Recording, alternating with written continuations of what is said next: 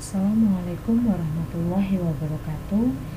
Kali ini Bu Vivi akan menjelaskan materi tentang puisi dan keragaman di Indonesia. Sebelum kita bahas lebih jauh, Bu Vivi akan sampaikan terlebih dahulu tentang katanya dulu ya, pemilihan kata. Misalnya ini, kata itu kan ada kiasan dan makna sebenarnya. Kalau kalian perhatikan di sini ada konotasi. Konotasi itu memiliki makna lain di balik kata atau suatu makna yang berkaitan dengan kata. Jadi, contohnya itu misalnya Wijaya dijauhi teman-temannya karena besar kepala.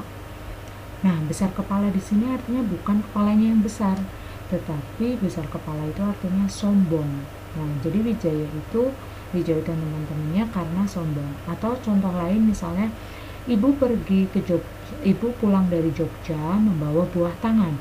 Buah tangan bukan berarti tangannya berbuah, tetapi membawa oleh-oleh gitu. Nah, yang kedua ada denotasi. Denotasi ini artinya makna sebenarnya dari suatu kata. Contohnya, Andi makan ayam goreng. Nah, Andi ini ya memang lagi makan ayam goreng gitu. Contoh lain misalnya, Wildan menggunakan sepeda ke sekolah. Ya memang Wildan menggunakan sepeda ke sekolah.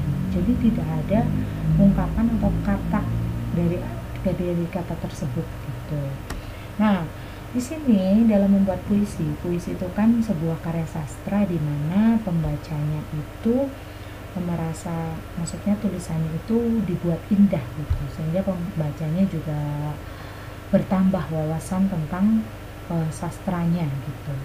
Nah, pemilihan kata atau gaya bahasa ini penting oleh seorang penyair. Nah, yang pertama dari beberapa jenis-jenis majas yang akan disampaikan itu ada 8. Yang pertama itu personifikasi.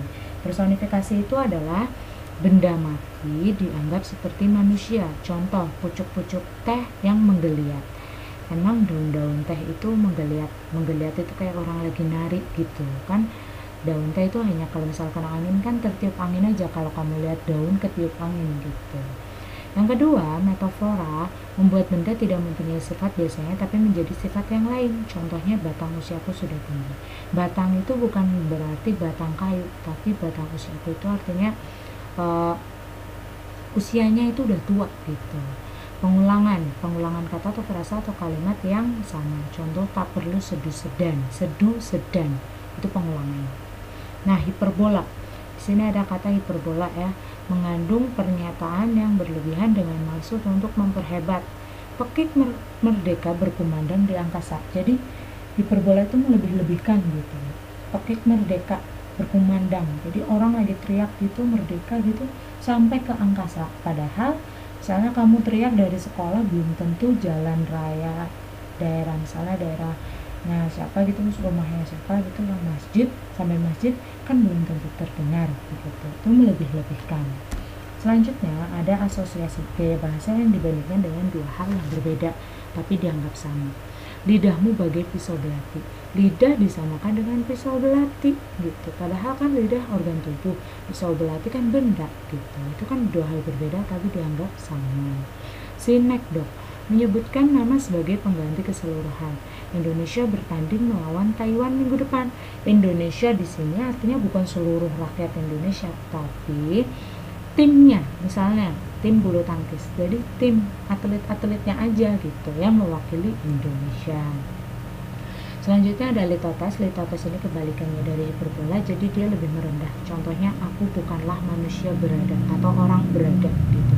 Berada di sini misalnya orang yang punya gitu, maksudnya gitu. Jadi di sini merendah sifatnya. Jadi tidak melebih-lebihkan gitu. Jadi ya dia mungkin lebih bisa diartikan sebagai rendah hati gitu. 8. Ironi menyatakan makna yang bertentangan dengan maksud mengolok-olok. Bagus benar kelakuanmu, adikmu kau pukul. Jadi di sini maksudnya itu kalimatnya itu sebenarnya ngejek gitu, tapi di sini dibagus-bagusin. Misalnya, bagus benar kelakuanmu, emang mukulin adiknya perilaku yang baik kan, tidak gitu. Oke, di sini akan menjelaskan makna yang terkandung dalam puisi karya pribadi. Nah, di sini ada beberapa langkah-langkah yang perlu kamu ketahui. Jadi ada tentukan tema puisi, temukan hal-hal penting, cari arti kata yang sulit, tentukan makna setiap baris, buatlah kalimat mewakili makna setiap baris, rangkailah kalimat. Nah, selain itu tadi gaya bahasa. Gaya bahasa perlu kalian juga perhatikan gitu, karena sebuah puisi tentu akan terlihat lebih indah ketika kamu bisa menggunakan beberapa gaya bahasa. Tidak perlu banyak-banyak, cukup di dalam 1 atau 2 kalimat itu sudah memperindah puisinya. Nah, selain itu juga pas kamu buat, kamu perlu menentukan dulu kamu bikinnya itu mau memberikan ke pembaca itu apa gitu, amanat. Jadi kamu ingin agar pembaca itu seperti apa, misalnya agar pembaca termotivasi juga untuk mencapai cita-cita, juga selain itu juga tidak mudah menyerah gitu, itu juga perlu. Jadi puisinya itu perlu ada sesuatu, ada pesan yang disampaikan kepada pembaca. Nah, selanjutnya membuat karya puisi ya. Nah, ini perhatikan kembali ciri-cirinya, berisi imajinasi dan pendapat pengarang. Jadi puisi itu kan beda-beda antara satu dengan yang lain, atau itu karya imajinasi kamu, karya pemikiran dari kamu. Tentu setiap satu orang dengan yang lain itu berbeda-beda ya, meskipun intinya sama. Misalnya kamu ingin meraih cita-cita, tapi gaya bahasa tulisannya nanti yang ditulis itu pasti akan berbeda, entah itu dari satu kalimatnya atau 1 atau 2 katanya pasti akan berbeda gitu, baitnya, barisnya itu akan berbeda gitu. Nah, materi selanjutnya adalah keragaman suku dan budaya.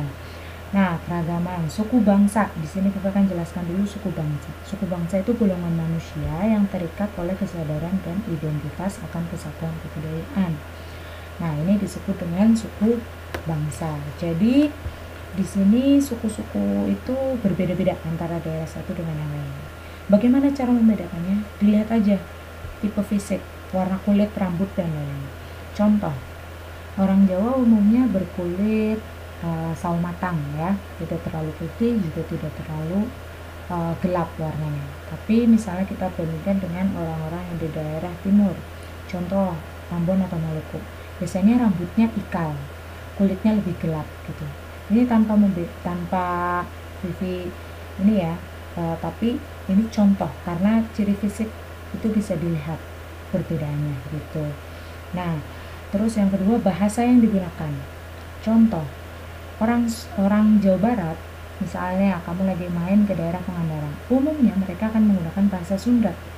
Tapi ketika kamu bermain di daerah Semarang, Jogja, itu akan menggunakan bahasa Jawa, meskipun logatnya berbeda. Contoh, orang Banyumas menggunakan bahasa Jawa, tapi akan berbeda logatnya dengan orang yang ada di Yogyakarta gitu. Yang kedua itu tentang budaya. Budaya itu kita banyak banget ya budaya. Kita bisa bedain dari pakaian adat, ritualnya, bahasa, kemudian adat, kesenian, tradisi, dan sebagainya. Makanan khas itu juga berbeda. Nah, di sini Bu Fi akan menjelaskan dulu tentang tambahan ritual. Contohnya gini, di Jawa itu ada namanya ruatan, kenduri, gerebekan, tedak siti, mitoni, sedekah laut gitu. Itu di Jawa ritualnya. Tapi berbeda dengan daerah misalnya Serantau, daerah Sunda, itu namanya Serantau. Terus ngaben, pembakaran mayat di Bali ritualnya itu berbeda. Kita kan enggak, kalau di Jawa tidak mengenal pembakaran mayat ya, tapi kalau di Bali itu sudah menjadi hal umum. Nah, rumah adat itu rumah adat contohnya ada beberapa, kalian baca saja di sini. Nah, ini ada gambarnya. Aduh maaf ini kepotong tulisannya ya. Jadi ada rumah Honai Papua, rumah Joglo, rumah Bolon, rumah Krong Bade, Kebaya, Tangkonan. Nah, rumah Joglo ini di daerah Jawa Timur itu ada namanya Joglo Situbondo. Itu rumah adat di Jawa Timur. Tapi ketika kamu main ke Madura, nama rumah adatnya berbeda. Namanya Tanan Laujan. Nah, itu beda lagi. Logat bahasanya juga berbeda gitu. Untuk rumah adat kalian bisa baca halaman 41, rumah adat khas suku Baduy. Nah, itu perlu kalian baca ya. Selanjutnya menjelaskan keragaman di lingkungan rumah. Nah, di lingkungan rumah ini beda-beda. Ayah dari mana, ibu dari mana, adik dari mana, kamu sendiri dari mana, misalnya seperti itu. Misalnya kalau dalam satu rumah berbeda-beda. Contoh sendiri misalnya Bu Vivi. Bu Vivi lahir di Jawa, tapi Bu Vivi punya saudara karena ayah Bu Vivi lahir dan besar di Bima, maka ayah Bu Vivi berasal dari suku Bima.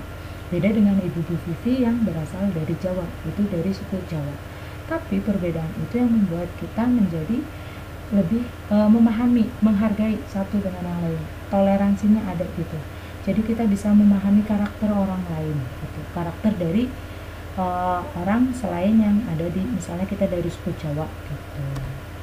Selanjutnya tentang menjelaskan manfaat mengenal bahasa dan makanan khas daerah, gitu. Contohnya ini, contoh makanan khas. Ada gudeg dari Jogja, coto Makassar dari Makassar, kerak telur dari Jakarta, papeda dari Papua, bika Ambon dari Medan. Nah, ini perlu digarisbawahi. Banyak orang tertukar yang masih tertukar bika Ambon dari Ambon, padahal bika Ambon itu dari Medan. Sate lilit dari Bali. Banyumas ada mendoan, soto, Sokaraja. Soto itu banyak ya, khasnya itu dari masing-masing daerah beda. Ada soto Kudus, soto Banjar Kalimantan ya. Kemudian ada soto Betawi gitu. Itu beda-beda dan rasanya beda-beda. Nah, contoh soto Sokaraja kita menggunakan soun atau bihun ya. Kemudian banyak toge atau kecambah ya itu.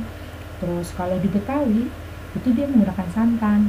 Isinya sayur-sayuran, kentang, wortel gitu. Itu kan beda gitu. Jadi masing-masing daerah punya ciri khas masing-masing meskipun nama makanannya sama.